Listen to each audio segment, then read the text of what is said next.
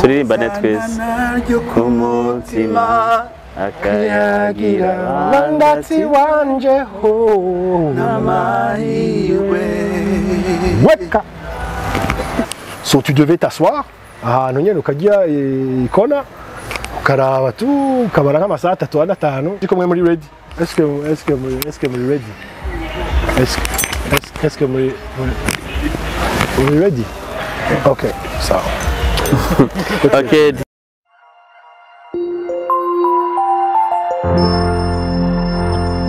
Ni Burundi Bwacu Festival tuvuye kwakira mutama akomeye cyane gose mwakunze mu makaraoke n'umujene ariko ni DJ Nicolas muramuzi mu makaraoke atandukanye kere Bujumbura Canada Kigali n'ahandi. DJ Nicolas welcome in Bujumbura. Thank you wakiriwe neza kuri aeroport yego man n'abafans uje muri Burundi Bwacu Festival. Niki uzi kuri Burundi Bwacu Festival igihe baguha invitation wayakiriye gute? Bon, sans te mentir, j'ai nabanje kwibaza igituma j'ai été invité d'abord parce que je me disais que je ne suis pas à la hauteur yo kuba mu bantu bakomeye bakera, mais ça m'a fait un grand plaisir kandi naryohewe no kuronka iyi invitation parce que ni initiative imeze neza cyane gose, non seulement n'abantu bakoze mu muziki kera canke bagize uruhara muri basket kera canke muri football kera, so baronse umwanya wo kuza no guhura avec les jeunes talents, abajene bakiri mu byo bariko barakora twe twakoze kera, so tugaduhura. C'est pas seulement go performinga hamwe mais ni aussi no kuronka umwanya wo kumenyana entre nous et tout ça, abakiriho bakera bashobore kuronka umwanya wo kumenyana na les plus jeunes kugira dushobore kuba twokungurana parce que ikiri fani nuko hari vyinshi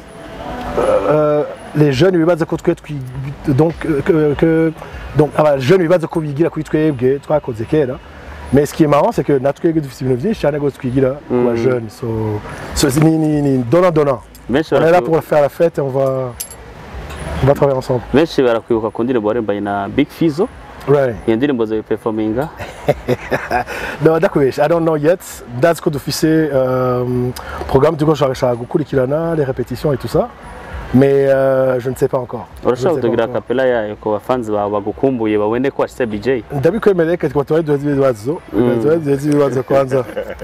Urahuye na Kijanya your friend? Yes. Uyumva gute guhura na Kijanya? Yeah, man, it's been a minute. Twari kubona na kera quand même, twari kubona na 2017. Ça faisait un bon moment.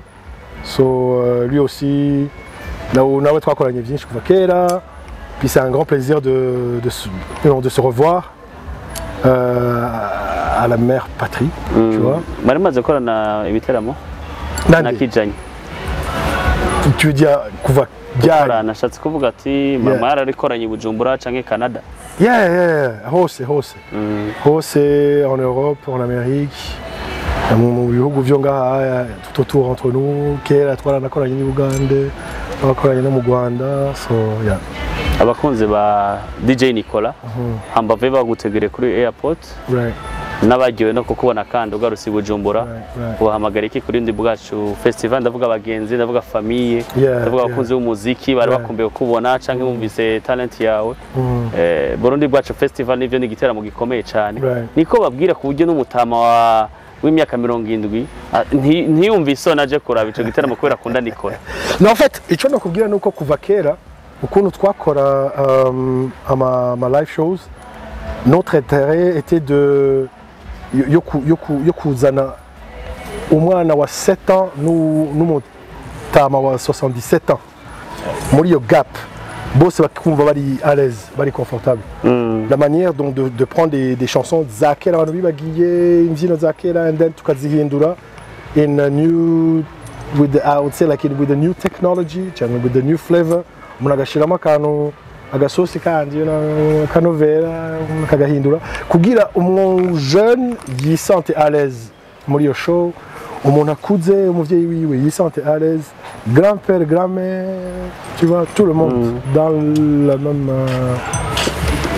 Estanish, MB Data, Big Face on the From, Mwana Walda n'abandi bajene batandukanye bazawe kuri stage imwe namwebwe Warundi ufise iyo ndoto yo kuzohura n'abapeti canke batonya bawe? It's always a pleasure. Vyaba biryoshe iminsi yose guhura n'abantu bafashe the torch bakabandanya. Tu vois ce que je veux dire? Yeah. So hariho abo uvuze, la plupart nta nabo nzi ntiturigira duhura la plupart. Donc pour moi c'est un grand plaisir yo kubabona, non seulement faire connaissance avec eux, mais aussi travailler ensemble sur le même stage. Donc c'est déjà quelque chose, c'est déjà bien. Puis je suis sûr que hazovamo ikintu kimeze neza, non seulement du côté y'abantu bazoza kuraba de choses, mais aussi natwebwe les artistes en question. Kumva yuko turyohewe no kuba turiko turakora ivyo dukora. Abo mwaramubana mu mahanga canke bariko baraza bamaze gushika barenga ibihumbi 3 baje muri show ya Burundi Bwacu Festival, mbere bariko bararondera amatike. Ubabwiye iki Nicolas nk'umwe mu bantu bahora baba mu mahanga? Yeah, bambara ibyato bya sport ko yazori mistano ya Talmare. By'amakoti ne. Umva bizoye ibintu bimeze neza. Umva bizoye ibintu bimeze neza. Twifuza ko turonka abantu au Grand Max kugira iyi expérience ntibe partager juste avec un petit groupe de gens. Chacun abantu bose bashobora kuronka iyo opportunité kuza bakagira expérience na twebwe. Samedi ni certifique. Yes. Ariko le 30 ni Ngozi ku Gasaka. Right. Le 30 igitega. Abafanzi b'igitega na Ngozi bakumbuye novuga DJ Nicolas bakumbuye abatari bose bari kuri affiche wabwiye iki? Right. No nibaze kuko natwe turabakumbuye. Twaje ngaha guteranamana nabo, twaje ngaha gukora ibiteramo hamwe n'abantu bose, les jeunes, abo bita ngo les vieux. On va yeah. So yeah, it's gonna be good. Il faut qu'on baza tukaja hamwe, you know. Kandi urumva iyi ni festival, je dirais, c'est la première fois. Donc my dream is to have this thing going every year. Tu vois ce que je veux dire? Bikabandanya chaque année. Bikaba kigenda kiraba kinini kurusha. Donc uno munsi dufise Bujumbura, dufise Ngozi, dufise Gitega, niyo amashow azobera. Mais the goal niyo kugira pourquoi pas le tour de pays quoi. Bakazunguruka un peu partout. On a un grand pays, c'est joli, il fait beau, on va faire le tour. Warivya karimba ati genda ntuzugaruke, urashaka kubwira abaririmba? Ako nakubwiye muri ijoro ibintu by'ibungarema ndirimbye ni problème.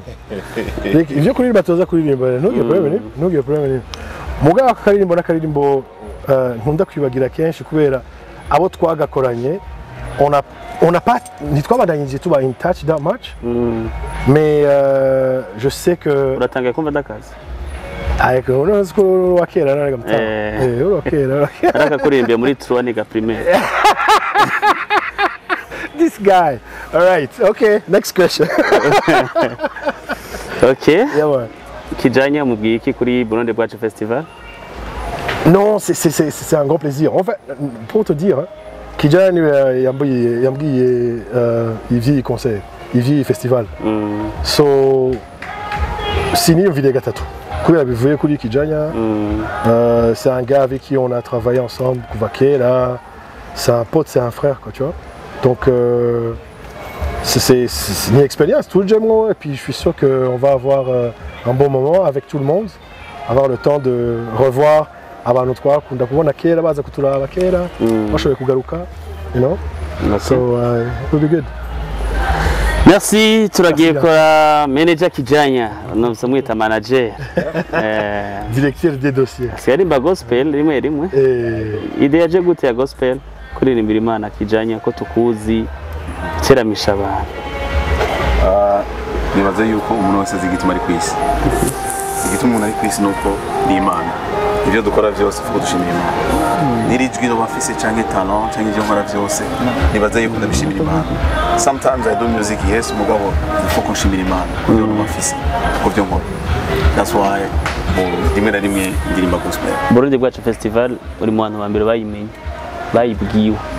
Idea kuja mu yari yahe wari uzi kuza kuronka abafans canke abastar batandukanye muhuriramo muri no hari yego ya mbere kuva Burundi bwikukira izo iri mu bastar benshi oya kuko igihe natumigwa igihe nabwirwa iyi festival j'étais le seul il y avait personne d'autre sinari nzi yuko hariho n'abandi umva bambwiye moi personnellement Kijanya on veut travailler avec toi so après ça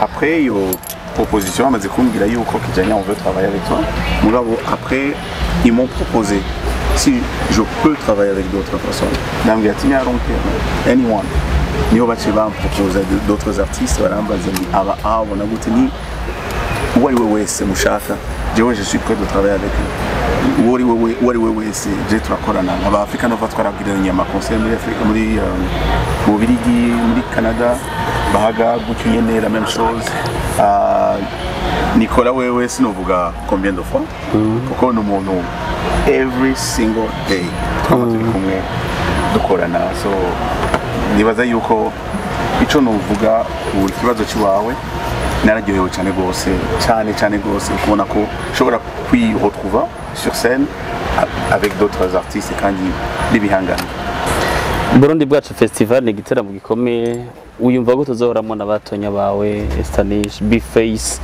MB Data Mona Warda n'abandi tibagiye abantu nka Saidi Braza ushiremwo Baby John ushiremwo Africa Nova bahaga baciza Sylvestre n'abandi uyumva gute wewe ico niyumvamwo d'abord gushika no kuno munota nuvumengo ni it's like a dream for me kubona nzo kwiretrouver avec ibihangange badukuriye twakuze twumva et avec aussi n'abandi nama numva gusa ntazi nama mbona sur YouTube ba Mona Walda ba B-Face MB Data n'abandi bose ni it's like a dream for me ni kintu kizonjohera cyane kubabona travailler avec biraryoshe ndabishuhiye nanje Thierry Kijanya uragarutse I Bujumbura ku munsi nabonye abafans benshi cyane bagutegereye ni ahe ni cyake nabubwiye abo bafans bwira bazoryoherwe kuri event ya Cercle Pique kuri wa gatandatu muri Burundi Bwacu Festival.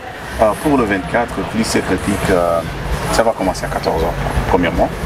Ico nobwira abafans abavyeyi abajeune abana ama age yose ari different bose nibaze yuko boryoherwa cyane kandi bazoryoherwa kuko nkuko nabivuze kuri aéroport naravuze yuko après bamaze kubona yuko turi invité muri no festival nararonse ama message menshi y'abantu baba baradukurikiranye kera tugikorana na Nicolas ngama karaoke ngama Burundi nararonse ama message y'abavyeyi abantu bakuze d'autres jeunes bakuze cyane bashobora kuza mu karaoke zacu baratubwira please s'il te plaît nimwaza turabasavye muzotugirire ututuziki muzotugirire kwakundi muzotugirire gutya donc la plupart y'ama message twararonse c'était presque indirimbo zose twagira kera mugabo ico ishaka ko boryoherwa ko nuko dufise izindi ndirimbo zishasha nuko mfise izindi ndirimbo zishasha reka nivugire simave ngenda kuvugira iby'abandi nuko mfise indirimbo zishasha shaka kubigira ngaho kuri pour le 24 kandi nkemeza yuko je viens avec la force avec l'énergie yo gukora nk'ubishaka kugira umuntu wese aryoherwe ari umutama ari umujeune ari umwana umuntu wese aronke ikimuryohera Nicolas yavuze ati ikintu nk'iki nivyo kirabereye mu ma province atatu ni ikintu cyo kwama kiba ku mu diaspora yabaje mu Burundi peut-être yumvise Burundi Bwacu Festival no munsi mu bwiki kugira ntazoshobora gusiba ico kirori kitazogaruka ico novuga kugira ntashobore gusiba nuko nubwa mbere kibaye kandi subwa nyuma alors ikintu kibaye ubwa mbere umuntu wese ashiramo énergie na force kandi agashiramo umutima w'urukundo mu gikora no ukiraba so ujya aje kukiraba abaje kukiraba kugira ntabe desu ifo kumuryohera alors twese dukoranye nabo ba artiste bose dufise umugambi umwe dufise umugambi wo kubaryohera abo bantu dufise umugambi wo gukora hamwe bazoryoherwa bavuge ati next year tuzosingirira hari aba mama bariko raba chaîne yacu ya YouTube bakuzi ku ndirimbo uraberewe mawamvyaye wobagirira kapela kugira n'uwari yavuze ati giteramo sinenda kizi basibuke mama wiwe aze muri show kumviriza iyo ndirimbo yawe nimba hari abantu ushaka gusanga yarabuze mama wiwe mugabo akibuka ko karirimbo nimba hari canka dahari kamwibutsa mama kwanza felicitation ko nawe waragize ijya yite merci urakoze cyane rwose hariyo nagize yitwa ihorere mama na uraberewe mawe sinzi rero kuri kuvuga iyo mvuze uraberewe okay bashaka kwiririmbira abafanzi ba Burundi bwacu festival ako naga ewe mawe wambyaye imbagwa mawe turagukunda ibintu biryoshye cyane bibereye ijisho Nikora biransi ko yihangana Nikora natugira akapera naho ubu ngarima mu ijoro heza yakibazo ndayimugirisha ndirimbe ya Nikora uzobukoze je ndayikuririmba yego ukoze oya je nshatse wewe je ndayikuririmba nawe atandirimbira iwawe turasi ko mufite ndayishoboye so ndayidandiza yego nawe acemo gwawe yego ndabaye question Bon, tu laisses Frère Jacques.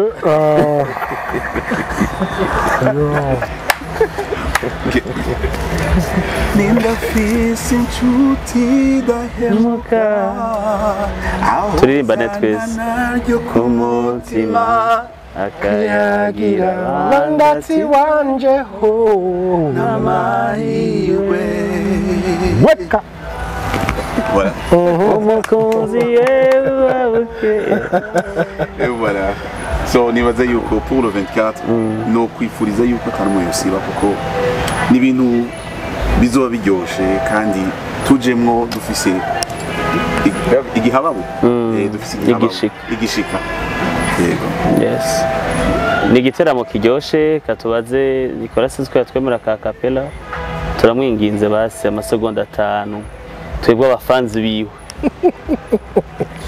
umva ega hari abantu benshi tutaragirisha interview nga je problem iyo tagitari gihari ariko aravuga no muziki wa Wizkid ari inyuma bice bigora ko je ndi umuntu mvuye muri confinement shabanze ureke gatora urumva ariko ico twibagiye kwibutsa abantu nuko iki giteramo c'est pas seulement ivyo kuririmba hariho n'ama match azoba entre Abakera et Abakili jeunes.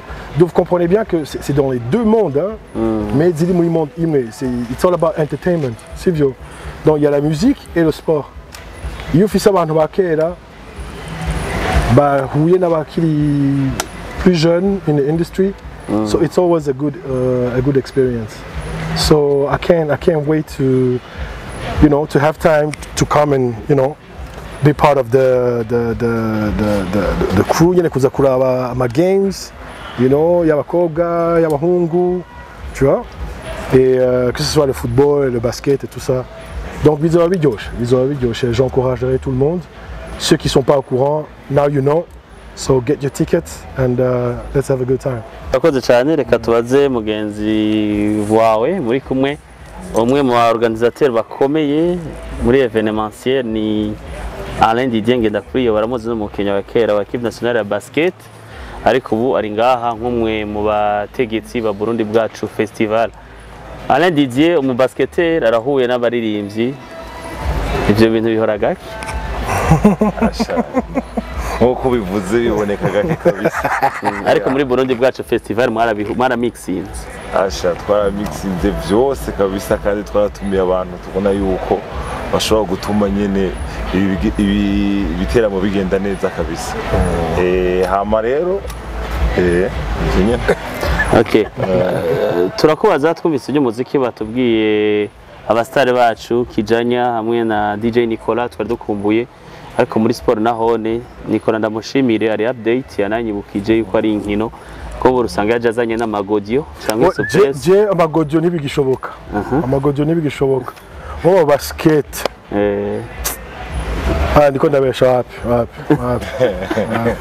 uza kuraba tuzi okay muri football basket ako assurance yo hari assurance y'Iburaya ngaha Nikora nuzuzana ibyo kuvunika ngaha urakina buke wakina Dinamo ryari nakina muri c'était en 95, 96, 97. Alors, Marakina na Olivier. J'avais 3 ans. Olivier, nakina na Kidodomé, nakina na Augustin Kararuza, nakina na Ejide, nakina na Chuma, nakina na Emery, Masahani. Je narumwini. ba Kennedy ni barimo Kennedy ni urunani Ico Kennedy kina mu runani. Muri Rumuri. Muri Rumuri. okay chu Niwe kina muri Rumuri. none ko iki wakinyishaga bukagomora umujene nijya he banga Kutamwa inzoga n'itabi. Ya sport. okay Ndibaza. wigeze Jamais. Rega mbwa ndacari muto. imyaka ingahe nimba atari banga kuko nabonye akwitaniye kora grand frère Yambwiye ngo ujanye ngo rafisi ifoto ngo hagaze inyuma yezo ameze gutya. Oya bon. Twarakinanye basket abo bakinyi bose twarakinanye. Coach ari Mastiro.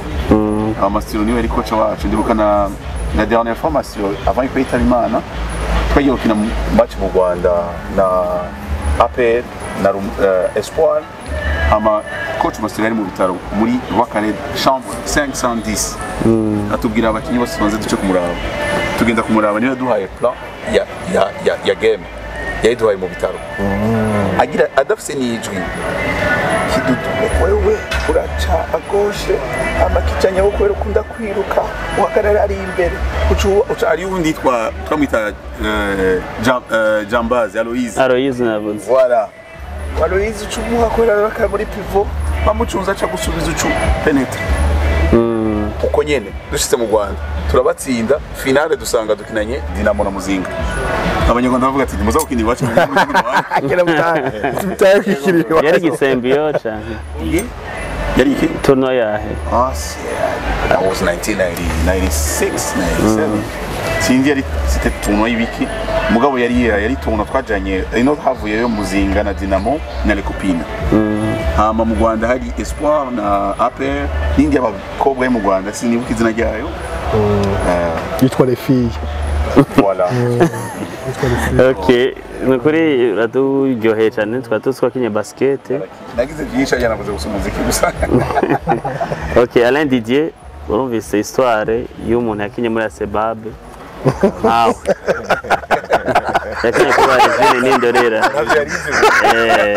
ni inkuru nkatwe dukurikirana siporo n'umuziki tuba tuba interese kuri side zose Alain Didier wiyumva gute nawe warabaye mu diaspora wize Russie wize Algerie umugenzo wa Ikibanda mwize hamwe hari mu mahanga urumva ko umuziki ukurikirana uwakiriye abagabo Burundi Bwacu Festival mitegura igeze hasigaye iminsi mike ndabona ko abanyabujumbura bishuhiye cyane gose gira bazoze kuraba izo nkino mu gatondo hajya kuri basket kuri departement no kuri stade Intwari mu gihe hazaca ba après-midi igiteramo cagakura atanumwe ariko ariyumvira kugisibamwo tubwire organisation ngene yifashe gushika no munsi murakoze kuri ico kibazo icyambere na mbere nuko ngiye kubona nicaye hagati iruhande y'abo bagabo bashoboye kudomina umuziki ngaha mu Burundi hama nkaba numvise aussi yuko banakinye basket nyene narinzi ko Nicola yakwinye mugabo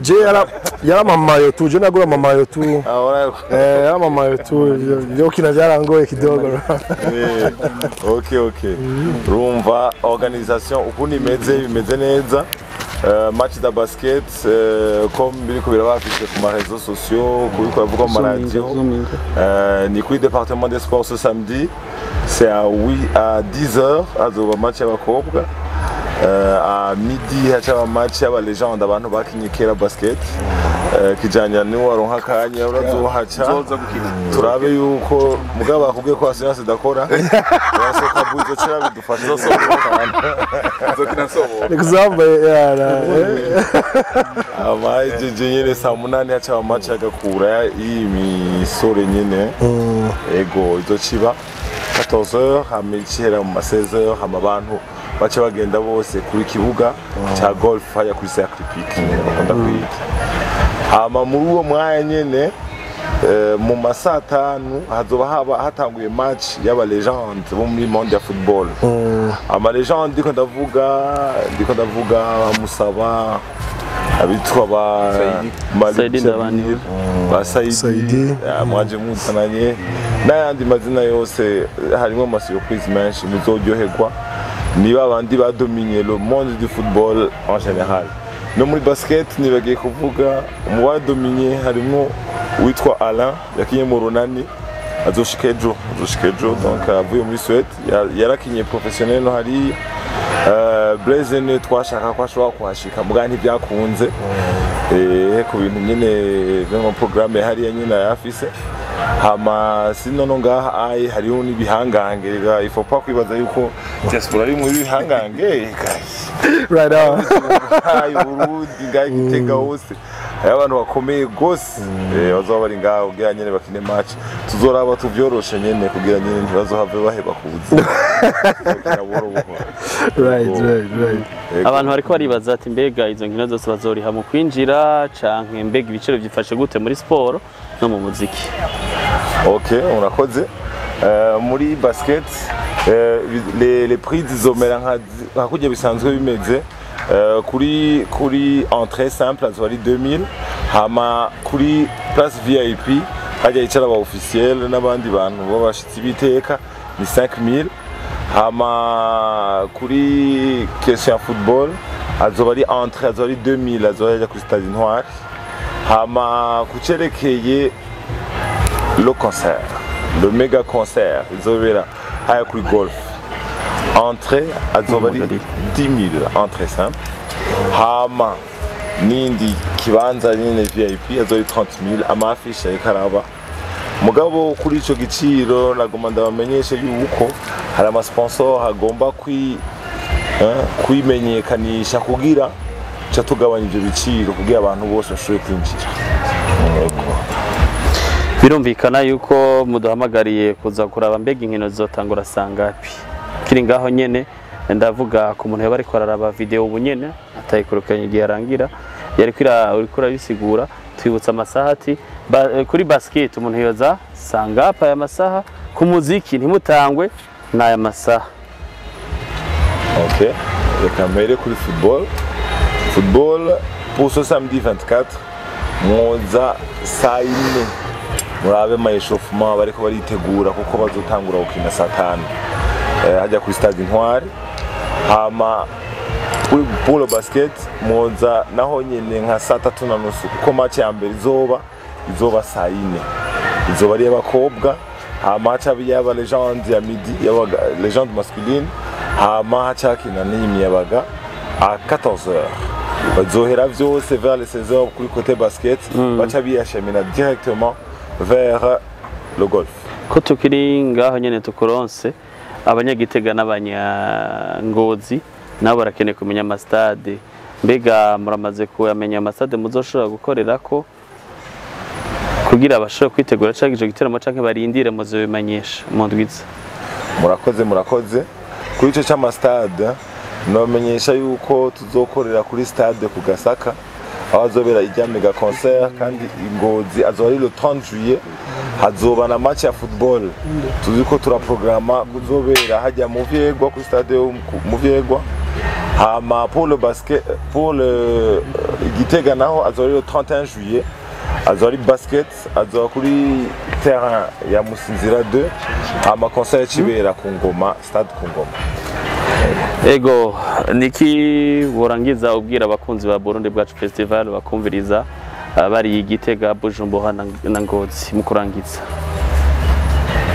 Cyo norangiza mvuga nuko Burundi Bwacu Festival ni première édition haje Bahaga Africa Nova haje Kijanya haje Nicola haje ba DJ Saido ba DJ Chento nuko tuguma tuvuga. Yeah, right. Yeah, the DJ community, man. The DJ community, man. Yeah, you have to talk about them too, man. Yeah, about DJ Akera, man. Right? Na DJ Israel. DJ Israel. DJ Yavason. En passant, DJ D na wani we go for. Ko yatubwiye ko. DJ who? DJ D. Who's DJ D? Baba Ali. Non, Nicolas a été formé avec son frère. Ah, ok. DJ who? Non. Nat? Baba Ali. DJ Daddy? Non. DJ Daddy, il a commencé derrière moi. Moi, je l'ai vu commencer. Ouais, bah, Daddy So. Pourquoi So, right? Yeah. Non, lui a commencé derrière moi. Je me rappelle bien, oh, c'est un grand ami, En fait, même toute la famille, ses frères et tout ça. Nicolas Nguyen a tangu yiba appareil à son frère. Oui. Non, pas les appareils, pas les appareils, mais les CD, les CD. Ouais, ouais. Son frère ninde. Dick. Mon frère, il yitwa Dick George Philippe. Yeah. C'est abantu bakera bamuzi yahora ari DJ kuri Africa Queen Zazaman, et puis aussi c'était like a radio host, like a DJ host. Kuri CCIB. Il y a le grand méchant loup de la capitale. Zaman way back then, hein, CCIB. Puis voilà quoi. Donc il vient me dire qu'il avait courrier mon ndabibona dans muhira et tout. Mutama yarafise ibintu by'ama vinyls yo kamuciyemo kidogo yarashiramo nyene akaruka gatwist nyene, hein. Mais en général ni curiosité yo muziki nagenda pickinga not only from my brother Dick George Philippe but also from the main one and only Shenge Overmix. You know what I mean? So c'est lui qui nous a donné plus de curiosité. Kubona ibintu vy'umuziki ngene bikoreshwa parce que à cette époque-là nibo bari bakuze bafise uburyo bafise amafaranga yo kuba bafise ivyuma biharawe at that moment. So avec la curiosité, ufise les chances yo kuba uri dans les alentours, tu allais là-bas ou gratta kidogo, kichana d'abord parce que à cette époque-là il n'y avait pas de navuga gutama classe cyangwa cours yo kuvuza umuziki. So tu devais t'asseoir ahantu nyene ukagira ikona ukaraba tu ukabara nk'amasaha 3 na 5 uriko uraraba nyene abandi bariko barakora, puis le lendemain tu reviens, tu regardes.